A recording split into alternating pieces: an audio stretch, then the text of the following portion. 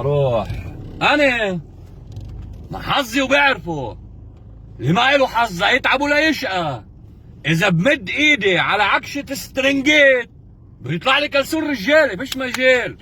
انسى الموضوع. وقع التليفون وانكسر، رحنا بدنا نصلحه، قال لي المصلح تقبرني بما انك انت بشمرقه ومايص. هذا سعر نهائي لك $60. قد ايه يعني؟ احكي معي قد ايه يعني؟ نص مليون ليره، 500,000 يعني. شو انا لو واقع وكاسر منخاري مش اظبط؟ انا لو واقع عامل حادث ومكسوره جمجمه راسي وصاير عندي تخلف عقل كامل، مش كان احسن لي؟ ولك لو واقع ومكسوره فقره من فقرات ظهري